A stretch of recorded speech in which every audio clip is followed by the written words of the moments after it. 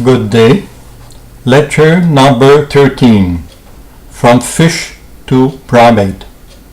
For hundreds of millions of years, our fishy ancestor evolved. Without knowing it, a day it felt a call for new horizons. Now built with a bone skeleton structure, a food assimilation capacity, an elimination of solid waste system, a respiratory network, and the ability to move by itself, our ancestor was ready to go ahead for new challenge. Fish often swam near the water surface, sometimes led by an irresistible momentum. It pushed his head out of water, leaving his gills free. There it breathed the humid air that stroked over the waves.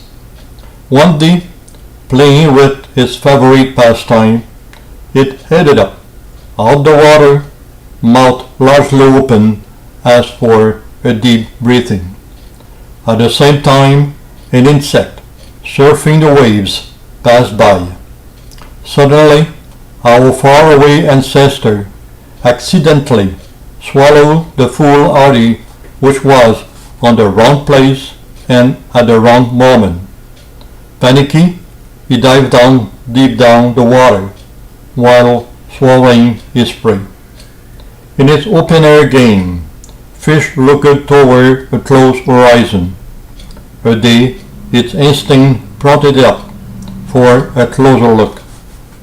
At high tide, it took some audacious steps till the water inland limits, but when the low tide returned, quickly it got back to water. If some succeeded to get back, but after tremendous efforts, unfortunately others, trapped on land, suffocated and died on beach. Nevertheless, some recklessness did it again. Thus, at high tide, lying down on a fortunate islet, progressively it experimented the open-air long breathing. With each generation, the beach settling lasted longer, until the day it lived on more time on the muddy soil than within the water softness. After a long period of time, irrigated capillary cavities appeared and developed behind the gills. Then slowly but surely, these irrigated capillary cavities become lungs. So sometime it breathed oxygen from water, and sometime from the free air. Sometime it got rid of carbonic gas into water, and sometime into the open air. For a while, with gills and lungs, it tried out a different life. Although it found on land the same vital needs as in the water, eating, protecting, and procreating, the new environment was completely and strangely different. If he enjoyed feeding with insect and with new food, the waterside grass, the frequently and ceaselessly gathering of food compelled it to new and continuous efforts.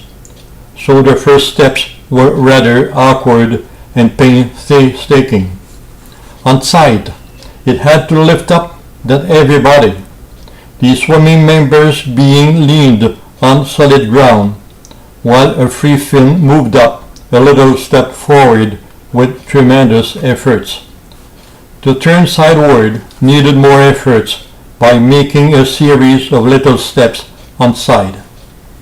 If the water bore up easily its weight, facilitating its swimming movement, on the dry land, its pelvic and anal fins compelled it to dry out that migrated body onto a scattered soil among rocks and vegetable waste, and forced to move around hillocks and craters.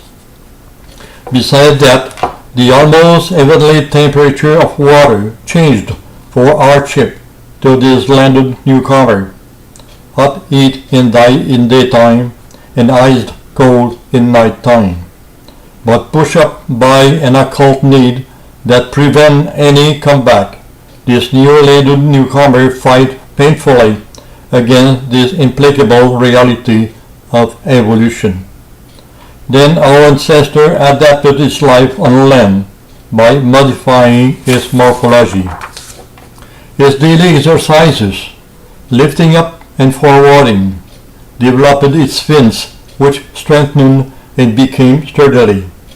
Afterwards they formed walking members.